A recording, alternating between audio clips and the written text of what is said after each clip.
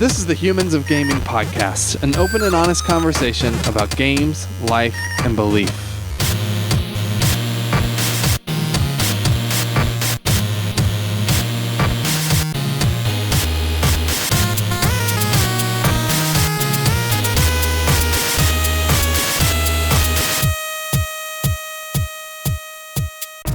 Hello and welcome to Humans of Gaming. I'm Drew Dixon. I'm the Chief Content Nerd at Love Thy Nerd, and you are listening to the Humans of Gaming podcast. I don't have a co-host today because Chris is ill.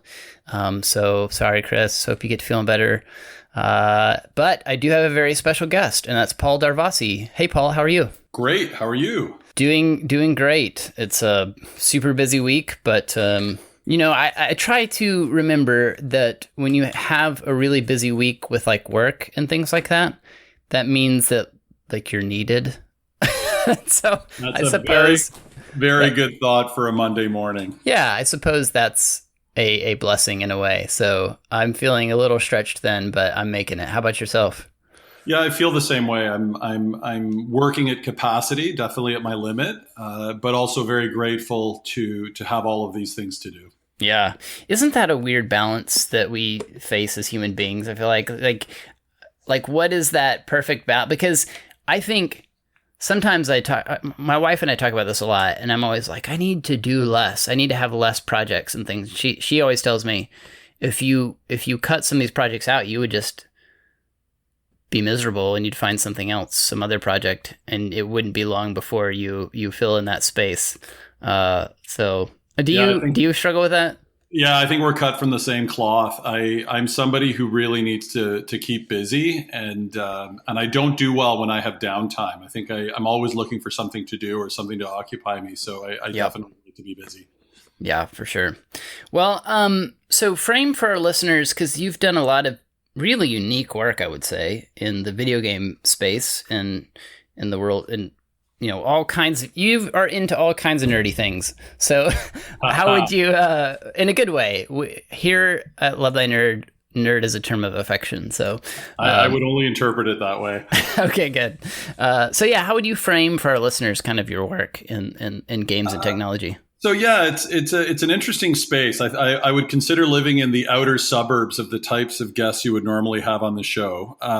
My most direct link with video games is I've done an enormous amount of work of getting teachers and educators to think about using commercial games in their classes as instructional tools. And I've done a lot of work developing curriculum and devising models of using games as diverse as Gone Home and Grand Theft Auto 5 in classrooms and instructional settings. I also fancy myself a game designer. I've designed two significant alternate reality games, one which is based on Ken Kesey's One Flew Over the Cuckoo's Nest, and the other one I co-designed with my friend and partner, John Fallon, who teaches in the States. I'm in Canada, in Toronto, by the way. And it's a cyber warfare simulator that we created between our classes. And both alternate reality games are about 30 days long. And the best way I describe them are video games in real life. I also advise on various video game projects. I'm currently working with the Royal Military College here in Canada, and they're getting a peacekeeping game off the ground. And Canada has a big tradition in peacekeeping.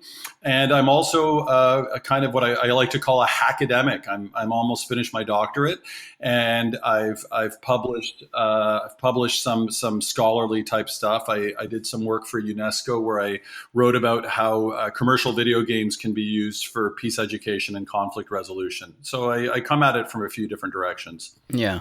Easy, simple, all really simple projects, it sounds like. Well, it's all fun. It's fun. I mean, I guess maybe it sounds it's fundamentally fun and play, right? And when you're really passionate about it, which I imagine you are, because I listen to your podcast and I know that you're into this, and the way that you feel about Far Cry 2, right?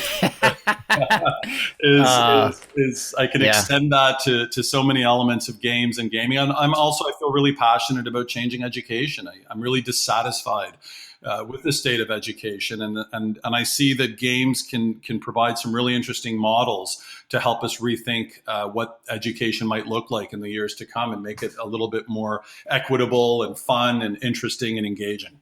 Yeah. Well, there's so many questions I have about your resume that you just kind of listed out. But maybe it might be interesting to start with education. You said you're really dissatisfied with education. In what way, and what do you hope games can kind of bring to the table? That's a great question. So we're, it's not news for anybody in the education gig that we're still very much running along industrial lines. I mean, there's a lot of talk about differentiated learning and individuating instruction for the student, and for teachers to take a back seat, and student-centered learning. But unfortunately, despite all of these great intentions, the very hard wiring of schools, the way that they're designed, they're scheduled, reinforces a certain way of learning, right? And there's a lot of discipline in sitting down and dividing kids according to grades, and there's all of these concentric elements that make school really a very unhappy place. They're competitive. Your self-worth is often based on a number that measures a very narrow range of what your possibilities are as a human being. Yeah, it's very competitive, or or the opposite of that, I think, a lot of times. Which like is part of why we ended up homeschooling our kids. I have 3, and a big part of it is like we want them to love learning. Oh, I'm a big fan of homeschooling and even unschooling. Those are models that I've thought about and written about, we're pretty happy with where my kids are right now. And my wife and I have thrown the idea around, and to this morning, my daughter, who normally loves school, was just crying and saying she didn't want to go. It's so boring. People just talk at you all day, and my heart breaks, right? Because kids need to run around, they need to be free, and one of the things that I really would like to see is more mobility in school, less being tied to a chair for 23 years. It's a very coercive environment that I feel is good for some people. Some people thrive in school. Some people play the school game really well, but I would venture to say that most don't. And there's great things about our school system. I mean, industrial has almost become a bad word, but the positive side is it's also what gave us mass education. More people read today than ever before because of those industrial models. But I feel that now, as computers have replaced the factory as the center of production, the computer allows us to scale, but on it with an individual attention to how people learn. And that means that with hopefully, there'll be a rapid evolution in schools where increasingly we can cater to individual needs and create more flexibility and a more dynamic education system to really harness as many people as we can as happy and productive citizens. Yeah. I'd like to communicate these things to my primary employer as well. Like more mobile work opportunities, and now I get some of that already, so I can't complain. A lot of people are stuck at a desk 5 days a week, and I don't have to do that, at least. But well, that's good. Or the same desk. What's your primary employment? I'm an editor for a publishing company. Yeah. Oh. Yeah. So I edit books and curriculum and that kind of thing. So that's great. Yeah. And you don't have to, I mean, I imagine for that, I don't know what the rules and regulations are, but I mean, you could do that at a Starbucks, right? You could do Yeah. That's the thing. I can do 80-90% of what I do from home. And I get to do that a couple days a week. My employer lets me work from home a couple days a week or work from wherever. But I would like even if that were even more days a week. So, well, I definitely think we're moving in that direction. I think telecommuting is going to increase a lot. I think there's going to be a shift in culture where it'll be more common to work, if not at home, at least in like little collectives in your community and stuff like that, which I hope will reduce traffic and I hope will reduce commuting times. And that will also possibly really help a different vision of education, because schools are often just babysitting services. If mom and dad are at work all day, then what do you do with the kids, right? You got to put them somewhere. And it'd be interesting that as people, are not necessarily working 9 to 5 jobs and are able to stay at home, whether that's going to incentivize a change where kids can return to the community a little bit more, maybe go to the official school 3 days a week and stay home with their parents 2 days a week and do some cool online virtual reality type work, which would advance their education, but not necessarily have to leave the nest to do that. Yeah, definitely.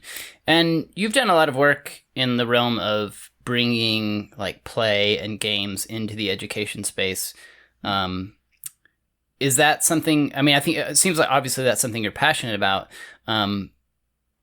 What do you think play brings to the table? Like why are games great education tools, and why are you doing that kind of work? So I feel that even in the animal kingdom, play is the way that you learn, right? When a little kitten is pawing at a ball, it's essentially simulating murder in its in its early stages. It's playing, but it's getting ready for its predatory life in adulthood.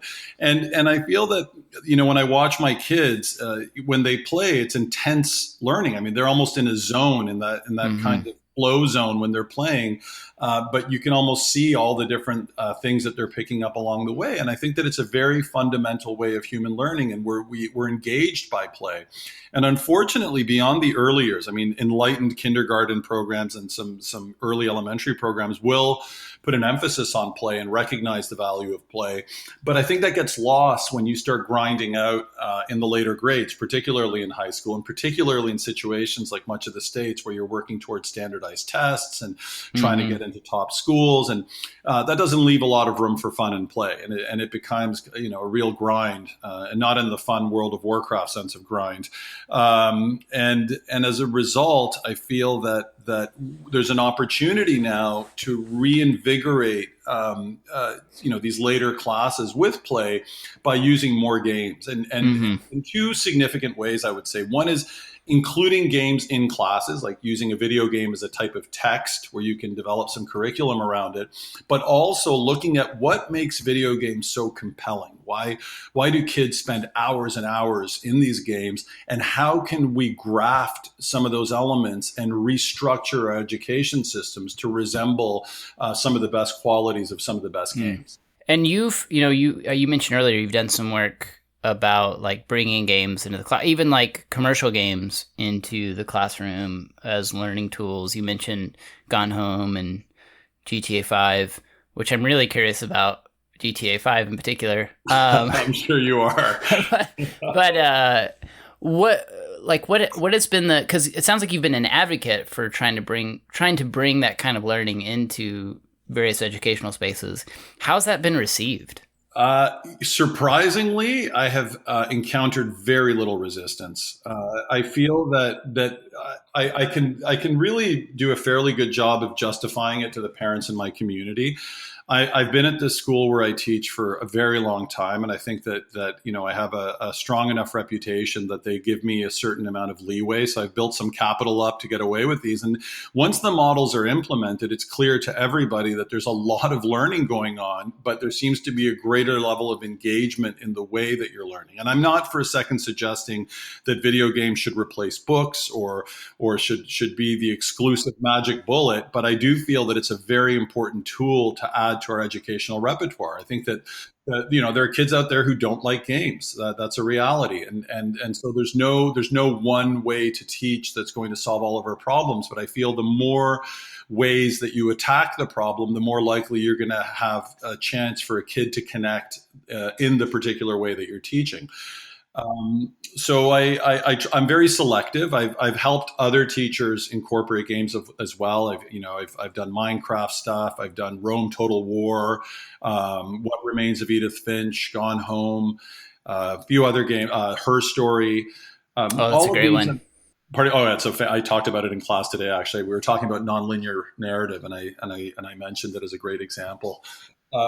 So I feel, but I'm not just, grab any old video game and let's make it work. I try to think very carefully about it. And it really has to make sense for what my goals are. And it's been fantastic. I mean, it really is one of these things. And I understand there's a lot of people who feel, teachers in particular, that there's a whole narrative about how almost video games and school are in conflict with each other, that schools are working very hard to reduce video game time. And obviously they're often associated with school shootings and racing and all kinds of things. Right. And, of course, I mean, whenever our youth are overly obsessed with something, it produces a moral panic, like rock and roll and comics and Dungeons and Dragons and all of these things.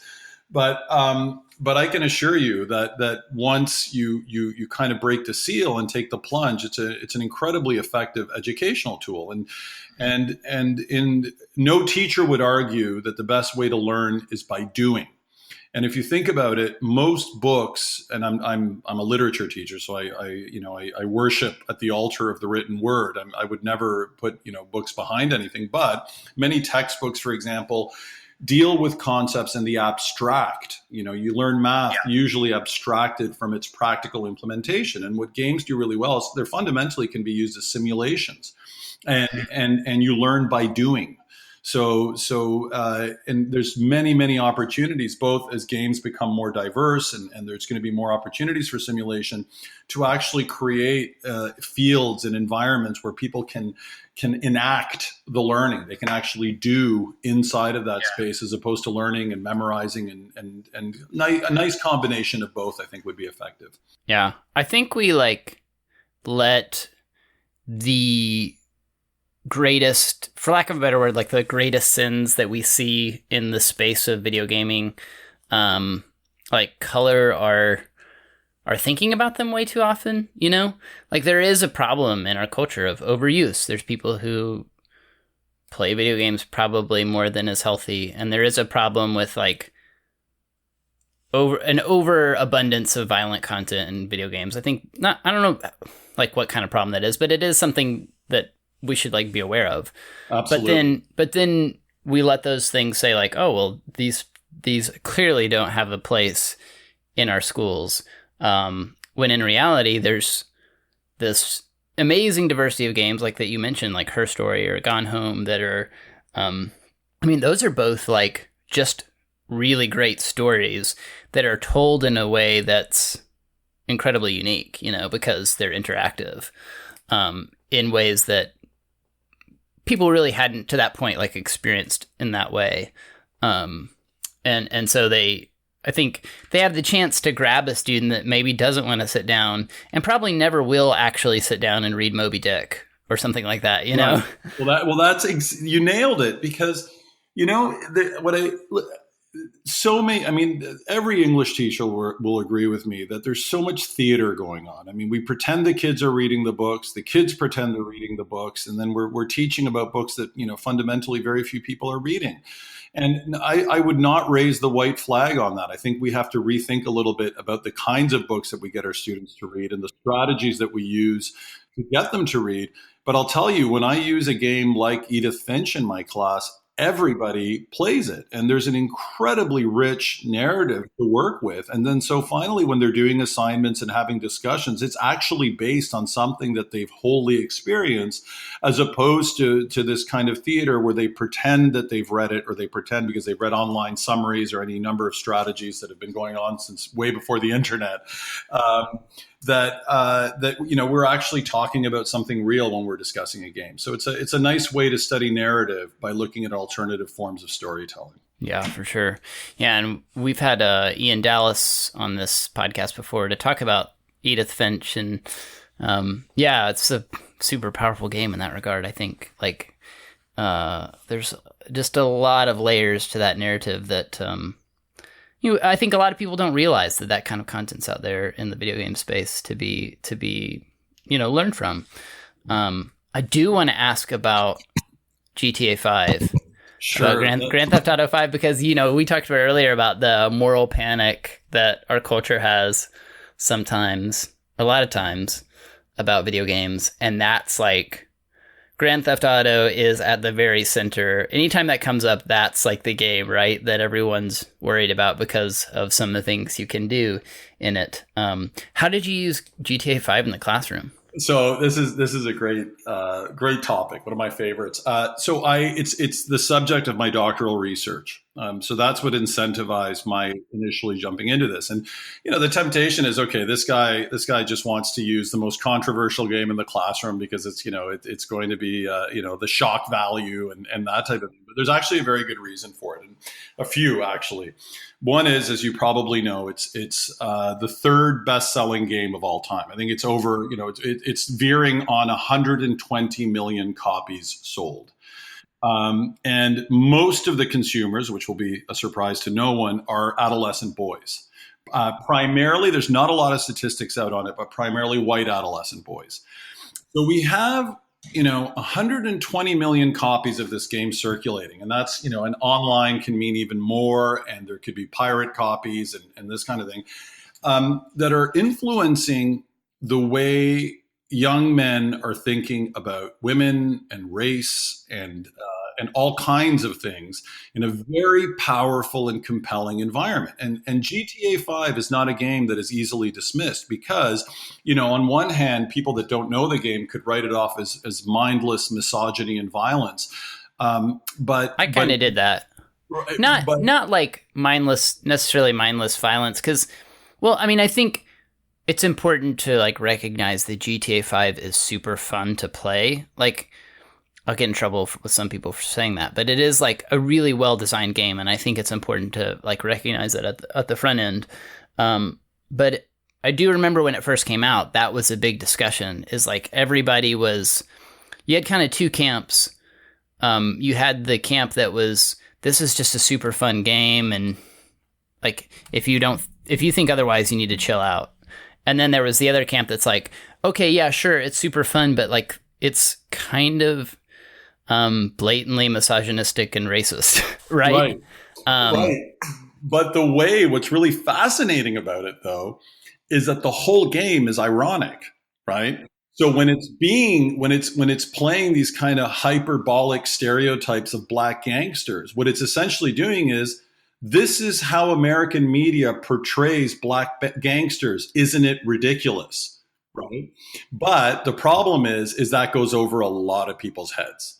So the average adolescent who's playing this, and gamers are way more savvy than people give them credit for. To say that all of the gamers are missing the nuances of GTA 5 is wrong, because they're very active on boards, and there's a lot of intelligent people posting about this stuff and circulating really interesting game theory videos on various elements of the game. So there is, that kind of community involvement definitely heightens an awareness of reading the game as a much more sophisticated text than you would get on the surface, right? But even at that level, you're still internalizing really problematic representations, particularly regarding race and women. And it's a really, really compelling environment, because the amount of attention that has gone into details and subtleties. And my research particularly focused on race and how white adolescent boys that live within white adolescent communities, who are often hip hop fans, start developing ideas about blackness, about race based on hip hop, and that they don't really have a counter narrative, because they don't really, they don't live in black neighborhoods. They don't often have very close black friends. And as a result, they start creating an idea that these stereotypes, these representations of blackness and black neighborhoods, which they validate, they listen to the lyrics in hip hop music, they watch the videos, they watch some movies.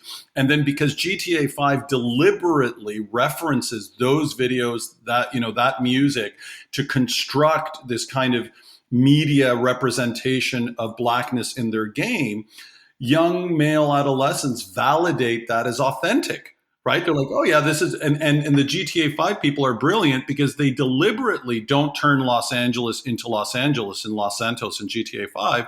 They represent it as how media represents Los Angeles. So that way, most people who don't know Los Angeles, which is, the majority of their consumers, will validate it as an authentic representation of Los Angeles, because they've only experienced Los Angeles through the media.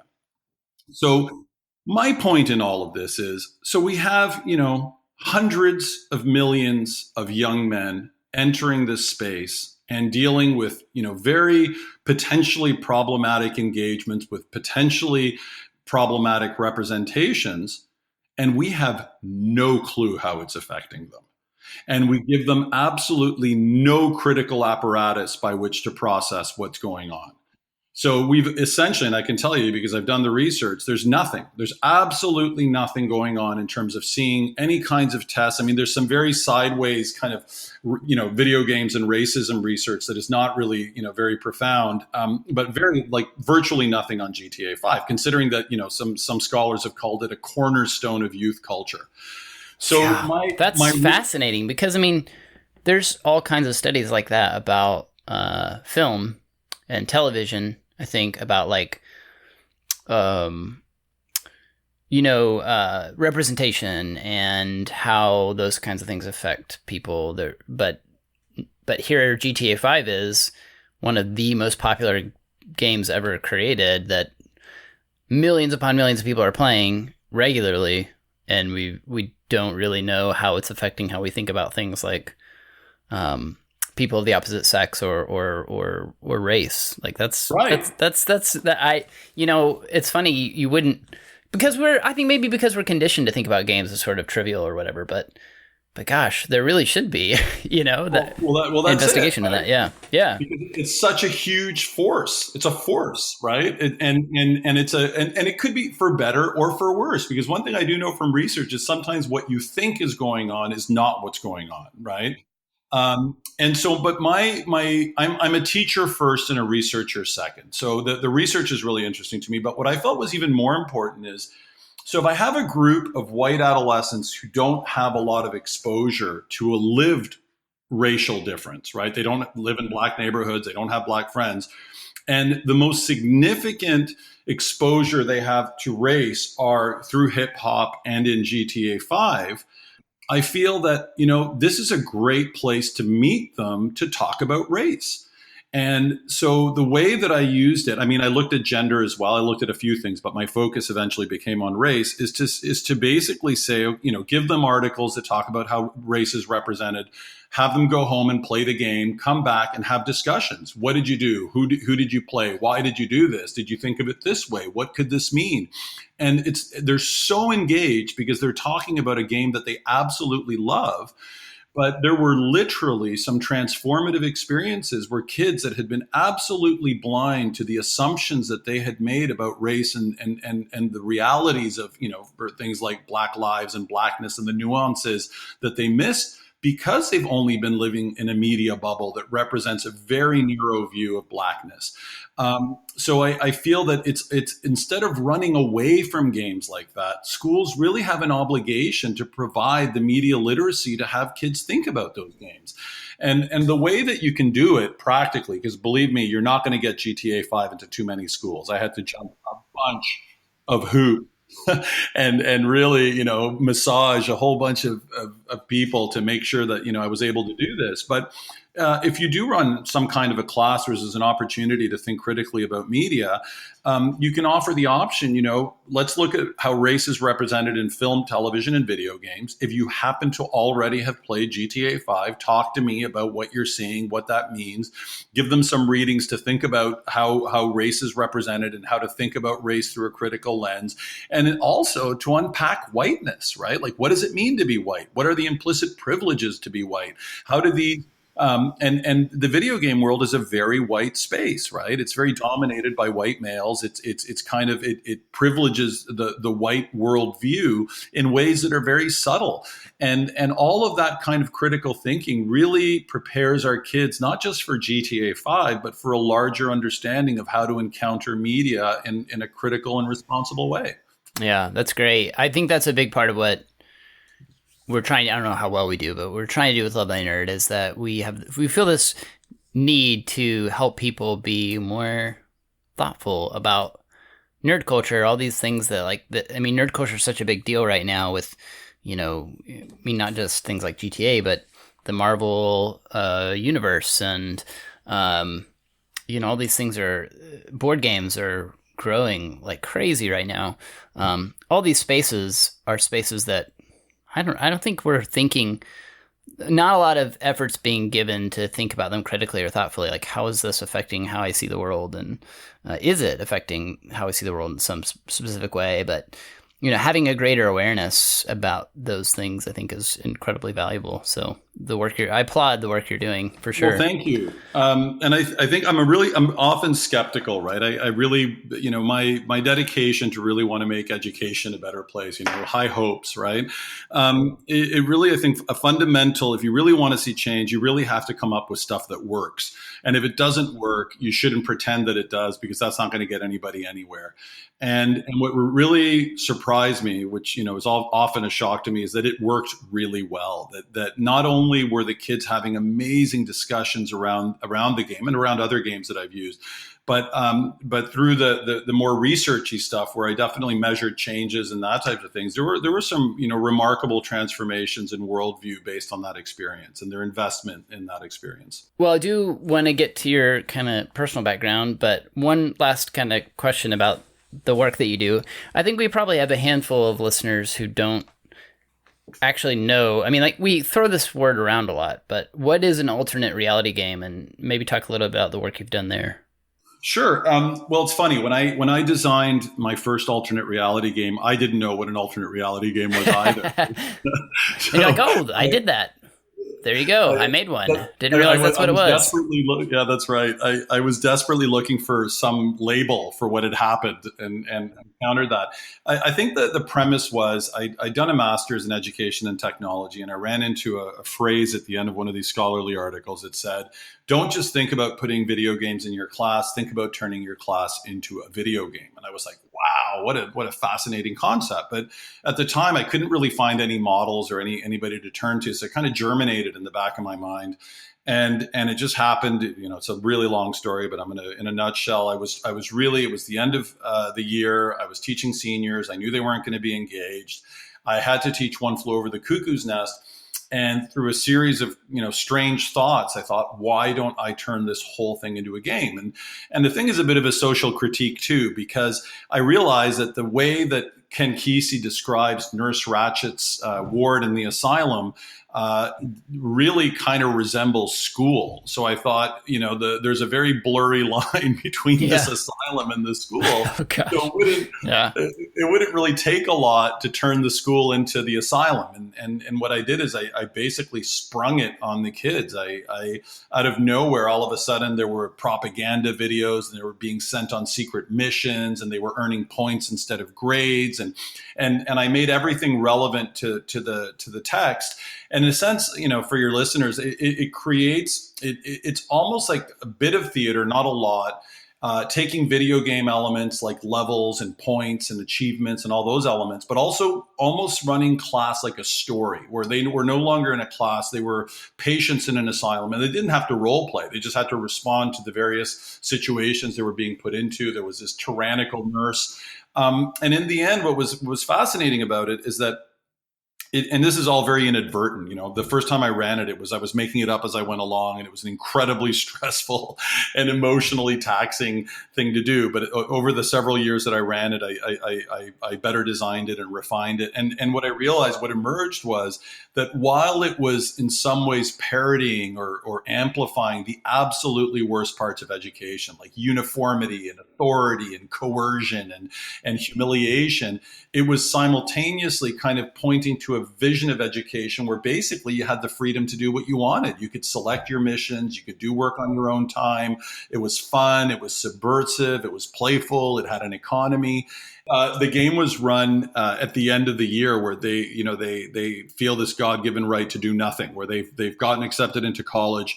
And so it was a way to incentivize them. And what happened was they ended up doing more work or producing more stuff during that last month of school, where they typically check out, than they had all the rest of the year. And they did it in a way that was really playful and fun. And the heart of it, one of the keys to success, was that instead of assigning homework or assigning regular work, they could at any point request a task which was tailored to whatever they wanted to do. So a kid could say, hey, they would send an email to the big nurse, right? And the big nurse would receive an email, and they'd say, I'd like to do an engineering task, right? They're into engineering. So then the big nurse would send them this really kind of colorful task, a mission or a quest, where they had to create the schematics for a fear detection machine, which is something that's referenced in the novel. And they would have a certain time limit, usually about 72 hours. They'd be given a cash reward, which was actually cigarettes. They were called C-sticks, which is the economy inside of the asylum, and other little bonuses and rewards. And there were all kinds of these very regulated kind of rules around it to kind of give it that authoritarian voice. And because they had the freedom to do art or journalism or medicine or engineering and all the stuff related to the novel, they were really invested in doing really great work. And the other interesting part was that I would only accept work that met the highest requirements of the rubric, which I gave with every mission, so that it was you either got all the points or you had to take it back and fix it until you got all the points. It wasn't like, you got 60% because you only tried half through. So the quality of the work ended up being really high as well, not because they were personally invested in it, but also because they knew that they were being held to a high standard. And it was, I have hundreds of artifacts of the stuff that they produced, and it's really remarkable. And when they come back, they always talk about it, and it was a really memorable experience for them. That's great. That's really cool. Well, do you want to kind of transition and ask you about you and your life? Where did you grow up? So I was born in Toronto, Canada, but my parents, my dad in particular, was involved in mining. He was a mining foreman, and we moved to the far corners of the planet during my early childhood. So we lived in Guinea, Africa. We lived in Labrador, Newfoundland. We lived way up north in Quebec, and a few other places before I eventually returned back to Toronto when I started grade school. I think grade 2. Okay, nice. And do you like living in Canada? Do you like Toronto? What was your? Oh yeah, I developed early on. Well, I didn't mind growing up in Toronto in my early years, and then I ended up going to school in Montreal. And I think Gabe Graziani was on the show a few episodes ago, and he talked about his winters in Montreal, which I had a lot of fun listening to that. Montreal's it's a great town to be a student in, so I had a lot of fun. And by contrast, Toronto started paling a little bit, and then I ended up living in South America for most of my 20s. Yeah, and really loved it. And where again, in South America? I lived in Chile primarily, okay. But I worked in tourism, so I moved around a lot. I worked in Bolivia and Peru and Ecuador and even southern Argentina, Patagonia, Antarctica, various locations. Yeah, I'm a little jealous. Those are areas I've always wanted to go. Oh, you should. Yeah, it's awesome. Yeah, really want to go to Peru, and also really want to go to Patagonia. Yeah, you would love them. They're amazing. And actually, I would recommend, if you're going to go to one place, I would say go to Peru. That's the best place to start. And I'm just a huge fan of Patagonia. So yeah, they're both great destinations. So when you go to Peru, you do like the Machu Picchu and all that kind of stuff? Absolutely, yeah. The food is the best food, probably in the Spanish-speaking world, barring Mexico. Maybe I think Mexico and Peru are the two best. But it's Machu Picchu and the Inca Trail, and there's so many great sites and ruins, and there's the desert in the north, and all kinds of places. So it's phenomenal. Yeah. So was like religion a part of your upbringing at all? Was your family involved in a church or a religious organization?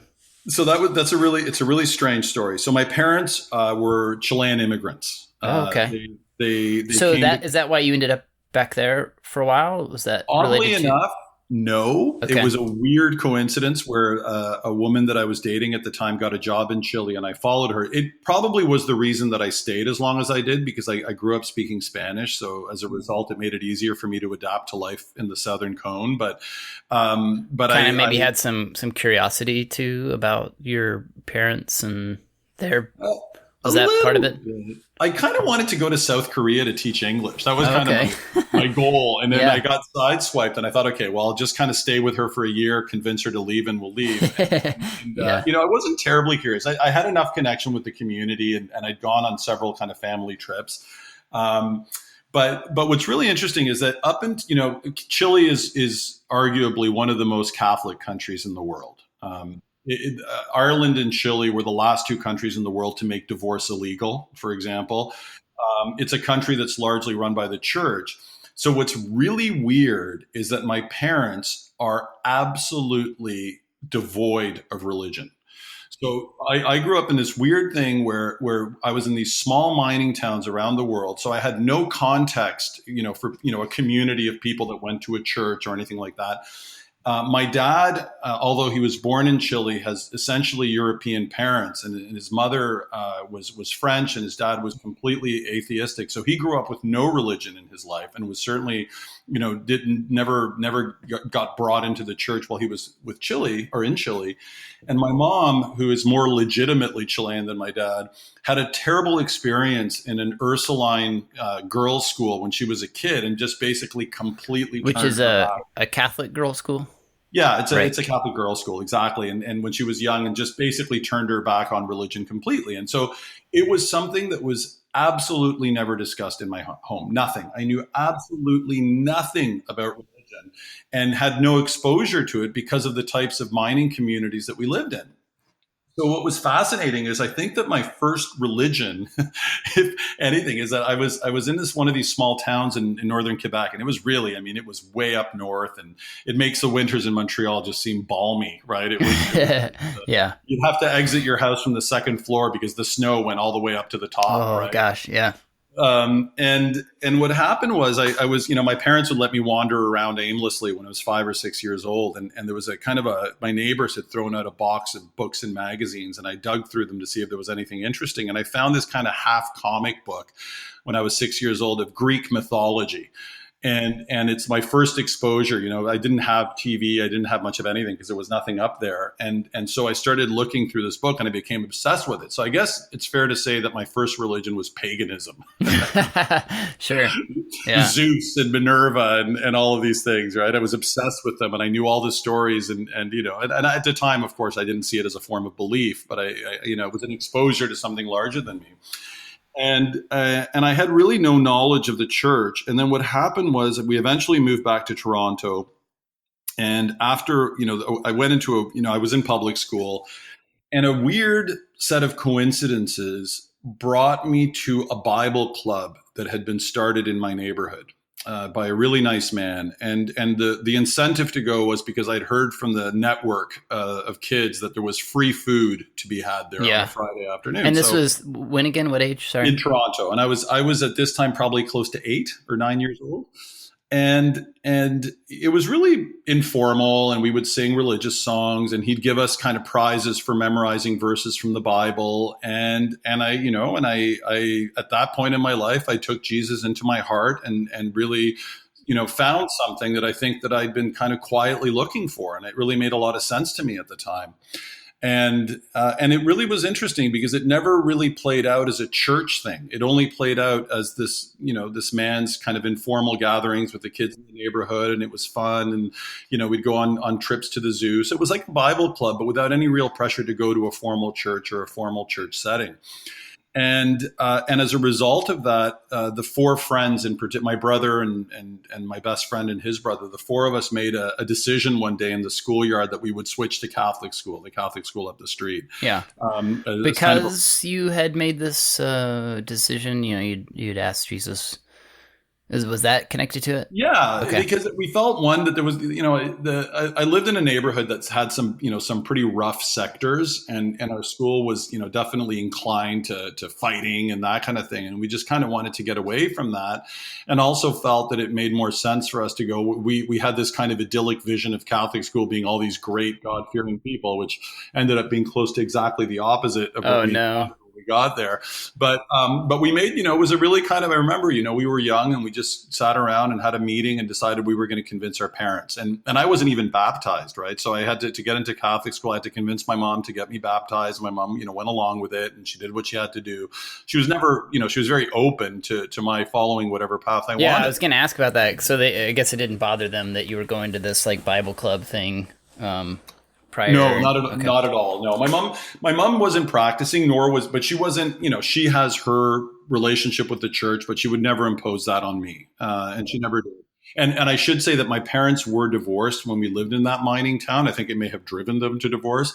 So I was currently at the time, my dad stayed in Quebec, which is the French province in Canada, and I was currently living with my mom at the time. And there's an important reason I have to mention that, is that so a few years into Catholic school, my mom gets remarried to a gentleman who is a practicing Christian and goes to church every Sunday. Yeah, and Protestant.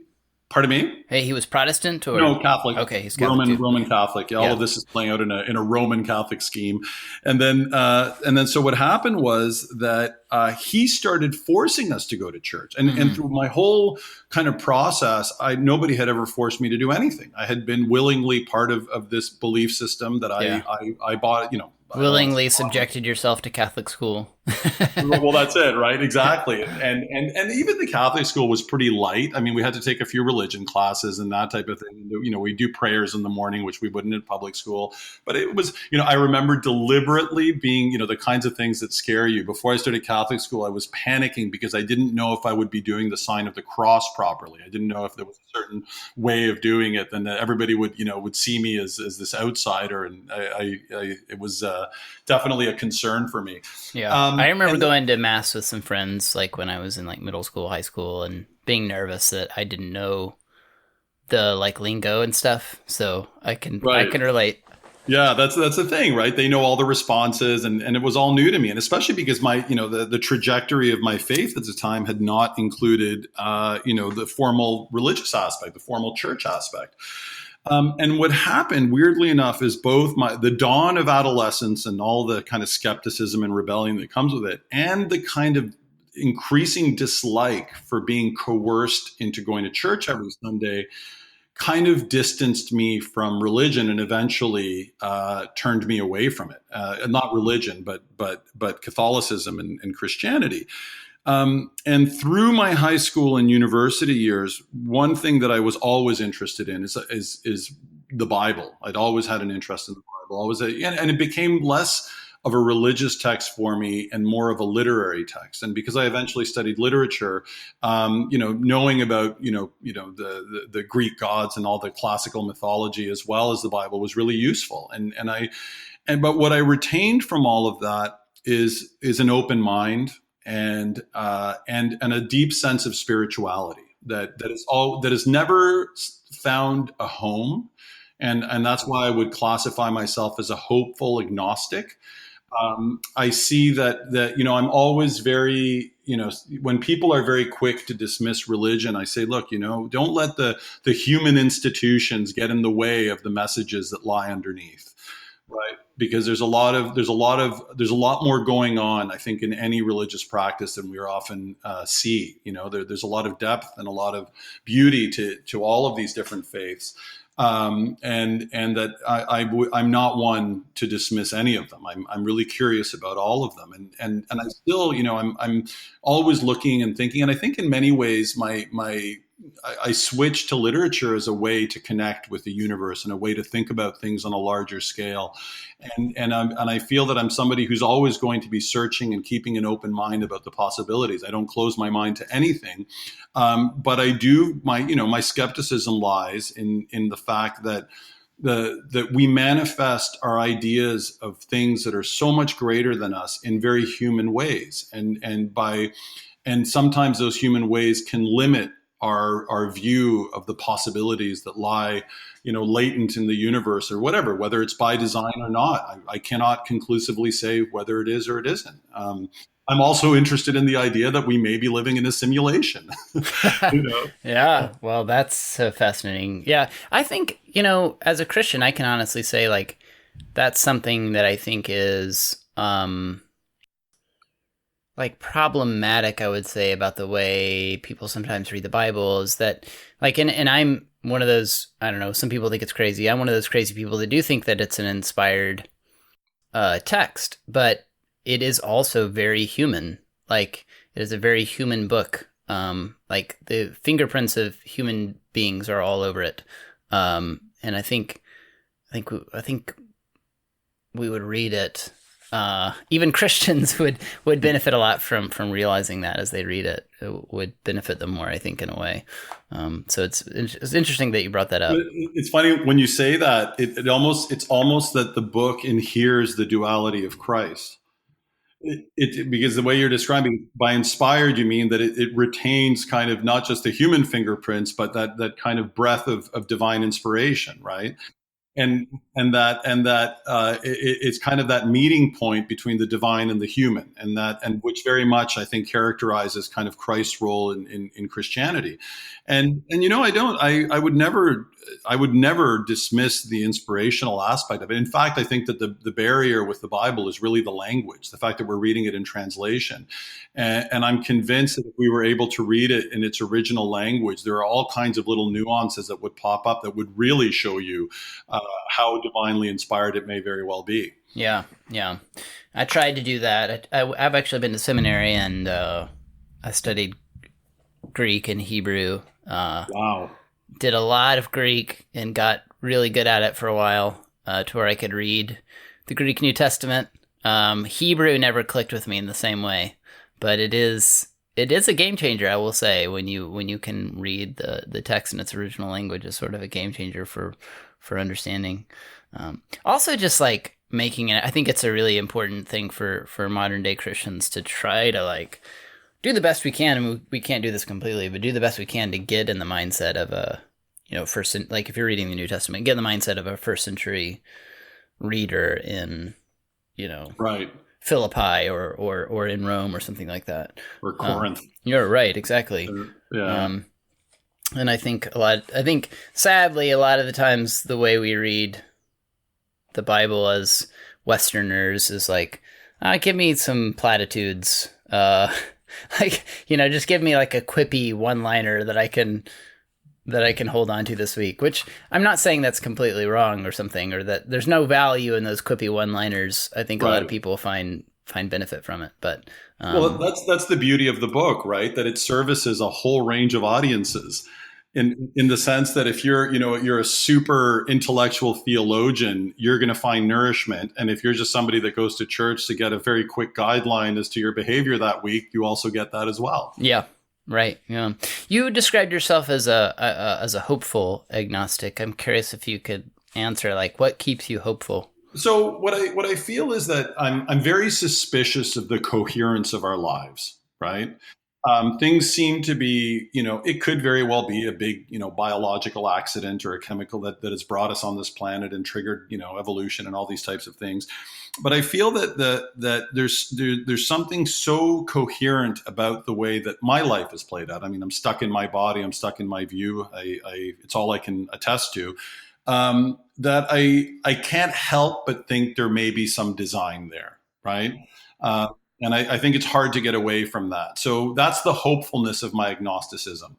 And what all my agnosticism means is that I just don't feel that within my limitations as a human being, considering what we know of the vastness and complexity of the universe, that I'm, a very eccentric uncle of mine who was a painter once said to me, he said, Paul, we share, you look at a flower. A flower is a living thing. How can a flower articulate human life, right? And what that implied to me is that we very much could be the flowers in somebody else's garden, right? That we're living and we breathe, but we don't have the sensory or the intellectual access to a greater form of existence. And even that may not be what we like to think of as God. That could be just kind of the next level. And at the very top of all this, there may be some great designer, or maybe the entire collectiveness of all of it together is, God or a spirit or some, unending being that manifests itself in all sorts of ways. And like I said, I keep a very open mind, and these thoughts really, they really intrigue me, and I'm very aware, even the way that I teach, my students, I'm always bringing up, philosophical ideas and questions which they really like, that really agitate an easy understanding of the way that we take life on a day-to-day basis.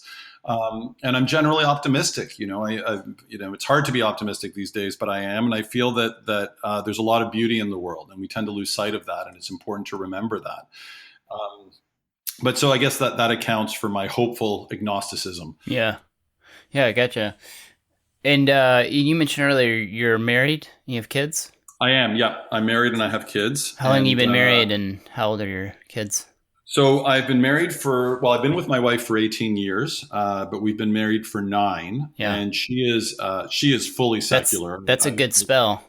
Yeah, 18 it years. is. Yeah, we've been together. Yeah, I'm fortunate enough that we've kind of figured each other out. Yeah. We've definitely, a marriage is never a 100% easy thing. It always requires a bit of work and sacrifice, and certainly that's been the case. But we're partners in crime, which I think is fundamental. We're best friends, and that's seen us through all kinds of things. That's a really beautiful thing when you mentioned this phrase, we kind of figured each other out, So it's funny you were asking about my wife and kids, and I'm in the pursuing the theme of faith. What was really interesting is, so my wife is very secular. I would say she's even, I would barely call her agnostic, although I think she does identify as agnostic, and very suspicious of religious institutions, all religious institutions. And so I've Has definitely she had some bad experiences, or? Not directly, but I think that she sees that a lot of really bad stuff has happened to a lot of people because of religion, a lot of wars and death. And she says, how can this be good? Right. Even if the intentions are good, the institutions are not good. And it's so that's her view.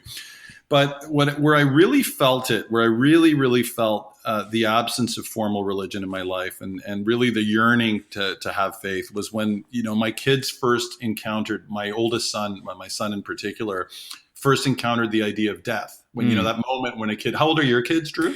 My oldest is 8. I have a 5-year-old and a almost 2-year-old. Yeah. Okay, so we're identical minus the 2-year-old. I have an 8 and a 5 as well. Yeah. Okay. Nice. So we're in the same boat. We're living a similar reality, and we really considered having a third, but it just didn't make sense for a whole bunch of reasons for us. But it's definitely been a lingering thing for us. Yeah. Yes. It's addictive, right? Once you have kids, you want to have as many kids. Yeah. Which may not be the case for everybody, but we've had a good run, and I would have loved to have more kids. But we started sort of late and all kinds of stuff. But so when my kid first asked, well, what happens after you die? I really, more than anything else, wanted to say, well, you're going to go to heaven and meet all the people that we've lost, and that's but I couldn't in good conscience tell him that, because it's not really what I believe. So and it really put me at a crossroads, even to the point that I think, could the origin of religion be in wanting to tell your kids that there's life after death, because it's so painful to tell them that there isn't? And I just don't know what that's what I said. I didn't definitively say that that's it. You go dark and the worms start chewing at you, but I a little morbid. Right. But I didn't want to say that it necessarily, because I don't know. I really don't know. If I wake up in another reality once my eyes allegedly closed for the last time, I will not be surprised. However, if it's darkness, I will not be surprised either. I won't have the opportunity to be surprised. Right. Yeah. But that's one of the, I think what you're articulating is probably what I find to be the hardest thing about parenting. And that's just being honest with your kids, about what you believe about the world and about life. And, I mean, obviously I differ with you about, I feel, I would say I have maybe a greater confidence in what I believe about the afterlife, maybe than you do, in a sense, if that makes sense. But of course, I totally applaud you for being, it's the best thing you can do for your kids when they ask you questions, is tell them what you think. I think so. And I think that I look at the way that I was raised and how I came to it because the nice thing about the way that I came to religion, wherever I find myself on my journey right now, is that it was real. It wasn't imposed on me. I wasn't following in my parents' footsteps. I kind of really found it, and it was something that I was drawn to, and it meant a lot to me in a very real way. And it's, so what I can do for my kids maybe a little bit better than my parents did for me is, instead of having no religion, and it wasn't a deliberate, thing in their life. They just really don't, even to this day, they just don't talk about it. They don't think about it. It's just not on their radar, right? Which is really bizarre. and both of them, even though they're very different people. But what I want to expose my kids to as much as possible. I talk to them about Buddhism. I talk to them about Judaism. I talk about Christianity and different views, and never in a way dismissive, just saying this is a path and this is a path and this is a path. And as they grow older, and depending on the kinds of people that they are, and however life, whatever life awaits them, to know that there are many different ways to nourish your spiritual needs, and hopefully that they're going to find a path that satisfies them. Mm-hmm. Yeah. We've had to deal with those questions the last couple of years. My oldest started asking those kind of questions probably when she was like 5 or 6, maybe even younger.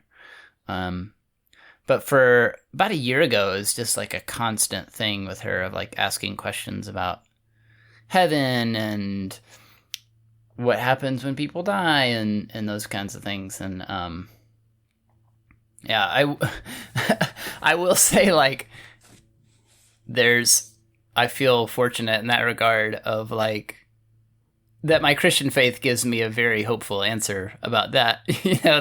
that I feel like I can say in good conscience, like, I think I actually believe that God's going to bring heaven to bear on earth. Like, I think that's something a lot of people miss about the Bible's vision of the future, is actually this idea of like, that's, Jesus, but God becoming flesh. Like, that's what's going to happen. I think I'm hopeful. Anyway, I hope, like, I have faith that it will, that he's going to actually renew this world, and everything that's broken about it, and everything that's wrong about it, and everything that's really like messed up about it, he's going to make right again, and bring it back to what he meant for it to be in the beginning. That's like a really hopeful answer. And I always feel like bad for people who don't have as like clear. I mean, just the uncertainty of it has got to be a little bit, I don't know what the word is, but a little bit like hard, difficult to share with your kids. It's really funny you mentioned that, because about feeling bad, because I had the opportunity to go to India. I went with a school trip where we helped build a school in a province in southern India, and we were in Delhi for a few days, and I was on a rickshaw. And the guy who was in India's, the way I describe it is everybody has their foot in another world, right? Like everybody it's whether you're, so many religions, and it's almost like people are really invested in their religions and their spirituality. And you can feel it almost like more palpably than I've felt it anywhere else. And the guy who was driving, a really nice guy. I mean, he was bone thin and was wearing very ragged clothing and didn't look like he'd washed too often, and obviously quite poor. And here I am, the kind of wealthy Westerner that has everything I could ever hope for. And he was driving me, and he's really nice, smiley guy. And he turns around and he says, I think he was Hindu, and that, he's got friends that are Muslim, and he's talking to me about religion. And he looks at me and he says, so what's your religion? And I looked at him, and I stopped for him. I said, well, to be honest, I don't think I have one. And honestly, the way he looked at me is that he looked sorrowful. Like he felt so badly for me, and here's this moment where, I'm the well-off Westerner, and here's this guy that probably materially has very little, but I think he saw in me a very, very, a spiritual poverty that he felt really, terrible for. But the other side is I do feel in my particular case that even though I don't subscribe to a formal religion, I think I'm articulating a form of spirituality that makes sense to me, that guides me. I don't fear death. At least, well, not right now as we're talking.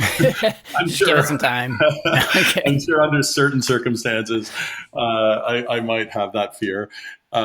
But I feel that I'm reconciled with the fact that I've left, whether good or bad or whatever, who knows, an indelible mark in the universe. You can't live and not leave your mark in the universe. The echoes, like the pebbles in the pond, will keep going no matter what.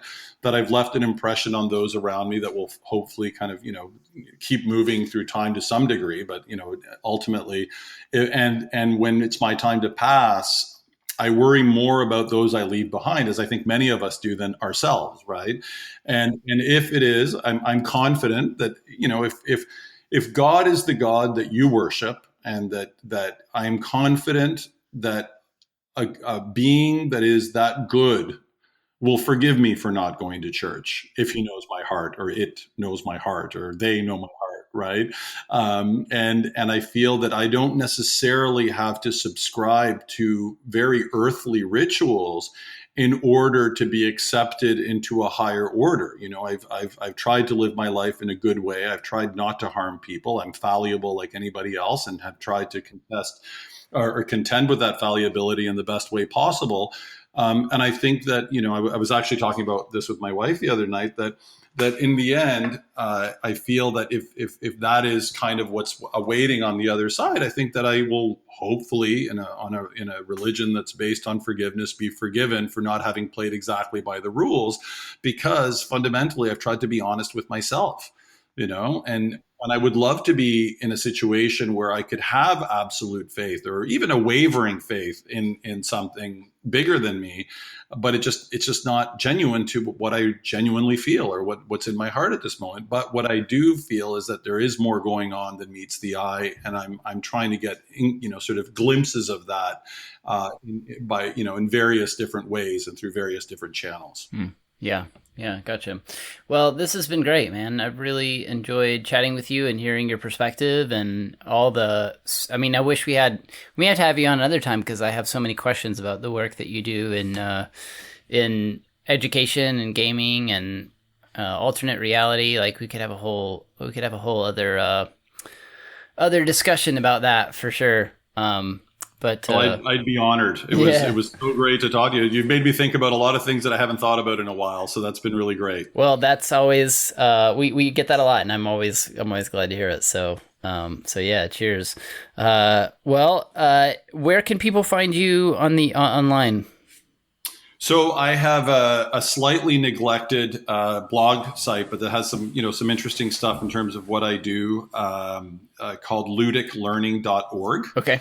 Cool. Where I share some of the work that I do. Yeah. But I also write a lot for various publications in education and games. So really, I think if you do a Google search on my name, because it's not a very common name, Paul Darvasi, Pauldarvasi, you'll find all kinds of little things that may be of interest. Nice. Cool. And you're on Twitter? Are you active on there?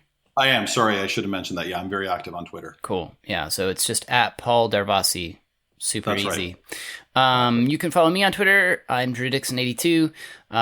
You can follow all that we're doing on all the socials. Just search for Love Thy Nerd on Twitter, Facebook, Instagram.